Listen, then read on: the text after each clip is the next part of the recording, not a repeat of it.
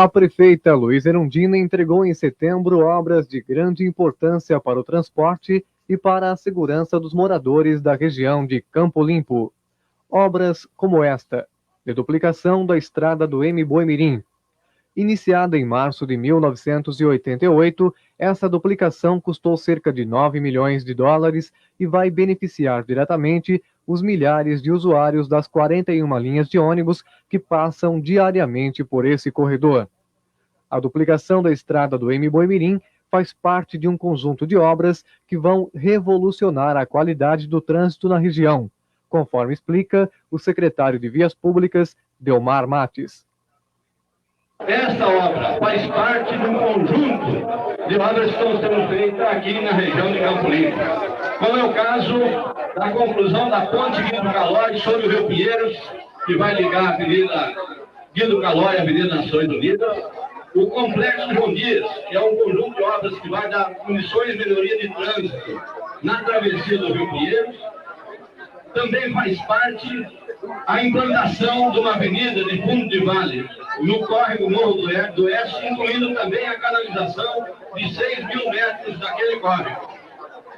Todas essas obras vão permitir dar uma grande melhoria no trânsito da região. Para vocês terem uma ideia, nós estamos investindo na região toda de Campo Limpo, só nessas obras, 35 bilhões de cruzeiros.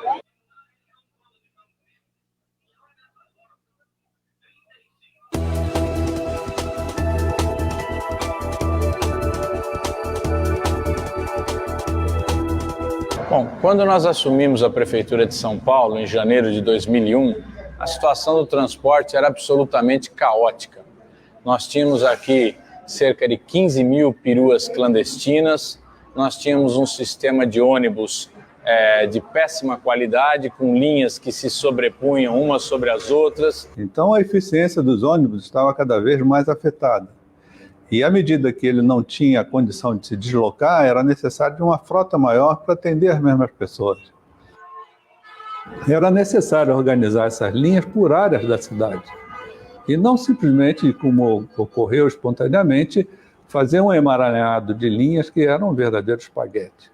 Com transporte lento, caro e de péssima qualidade, com ônibus velhos, enfim, maltratada pelo governo. Começou a aparecer nas cidades brasileiras um autônomo clandestino operando inicialmente combis, depois outros tipos de veículos menores, absolutamente desregrada a forma de operar esses veículos, até porque eles estavam fora do sistema oficial de transporte da cidade. Hoje, 12 mil perueiros, 5 mil deles clandestinos, disputam por dia 1.800.000 passageiros que trocaram ônibus em busca de um serviço melhor e mais rápido.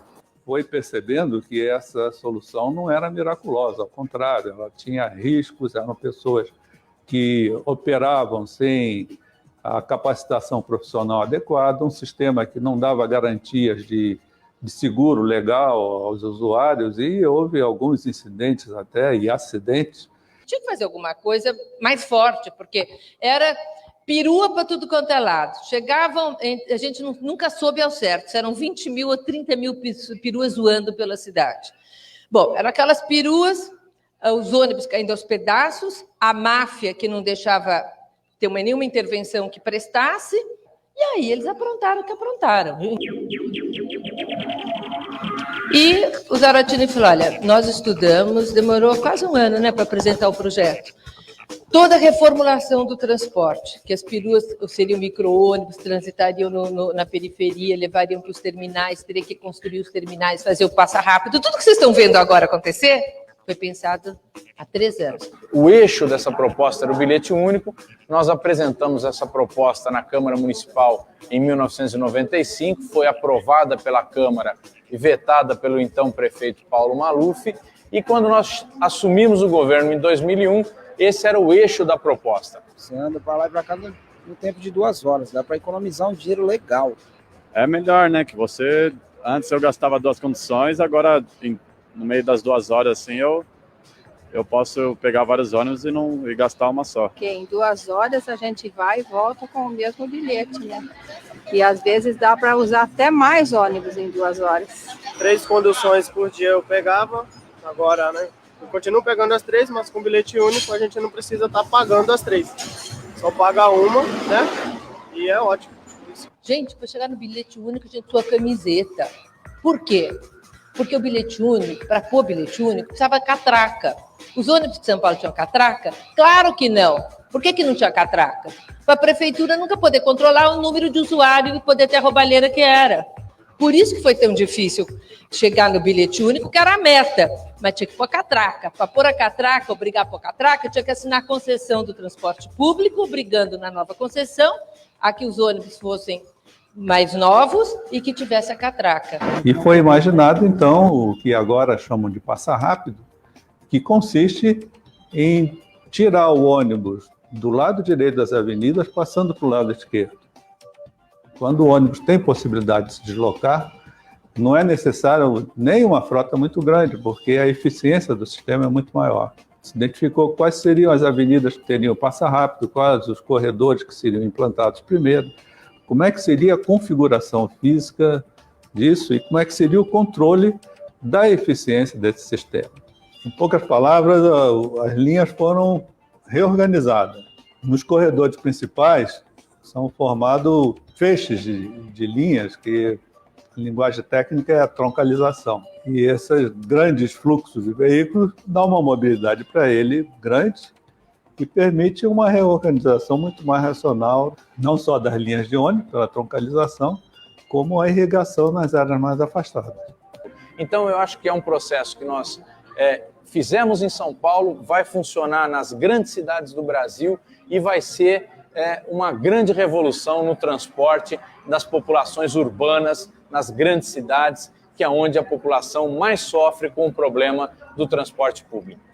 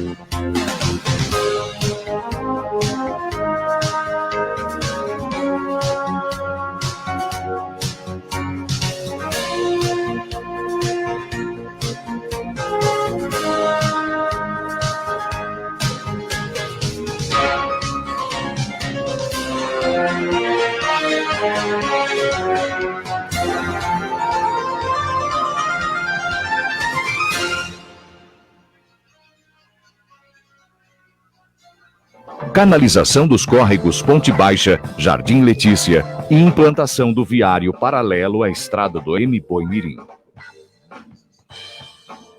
A bacia do córrego Ponte Baixa está localizada na região sudoeste do município de São Paulo.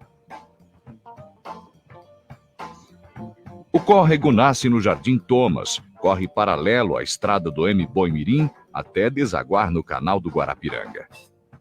Nos últimos anos, a região vem sofrendo com os congestionamentos frequentes na estrada do M-Boi-Mirim e com os prejuízos e transtornos causados pelos alagamentos constantes das cheias dos córregos Ponte Baixa e Jardim Letícia. A estrada do M-Boi-Mirim é o principal eixo viário de acesso à região de Santo Amaro pelos habitantes da Zona Sul, Jardim São Luís, Jardim Ângela e de parte de alguns municípios, como Embu Guaçu e Itapecerica da Serra. A ocupação desordenada da bacia, a impermeabilização do solo do entorno dos córregos, o lançamento de lixo e despejo de esgoto acabam por degradar todo o curso de água e pôr em risco a segurança e saúde da população. A bacia dos córregos Ponte Baixa e Jardim Letícia já foram objeto de estudos do Plano Diretor Estratégico do município e da região da subprefeitura do M-Boi-Mirim. Após as diversas alternativas propostas, a melhor opção foi um conjunto de obras que visam solucionar o problema das enchentes na bacia e a melhoria da mobilidade urbana da região.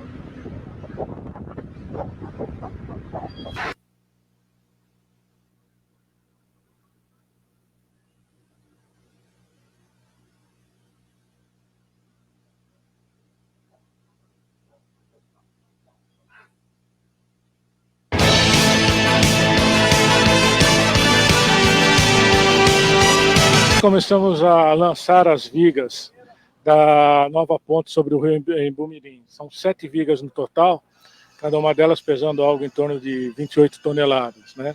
A primeira viga já foi lançada, demorou cerca de 40 minutos.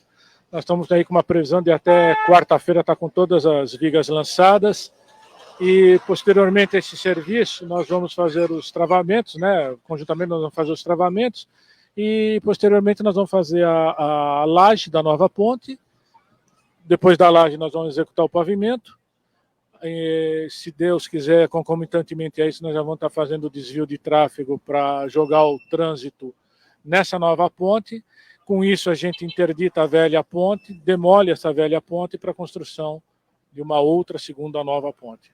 Então, essa ponte visa melhorar esse trânsito. Nós vamos ter um corredor de ônibus, né, para os veículos, né? A laje da ponte é algo em torno de 18 metros, né, para contemplar todas essas faixas de mobilidade. Ela está feita sobre o rio Embu-Mirim, né, com a vantagem de não interferir mais no curso das águas do rio. O projeto foi feito contemplando essa característica, né?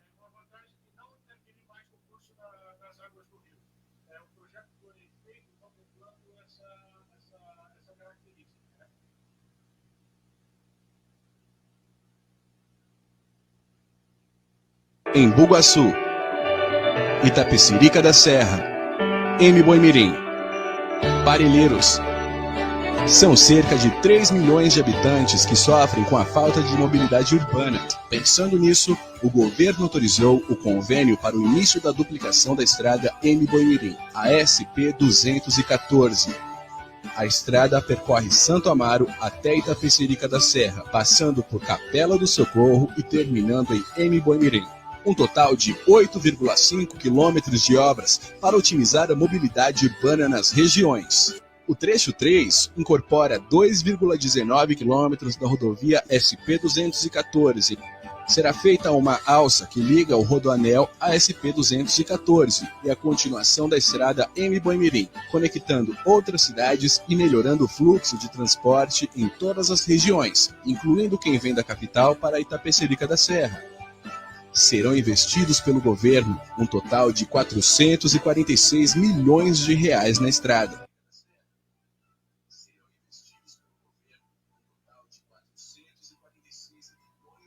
Rádio Mister. A sua rádio. A programação que faz a diferença.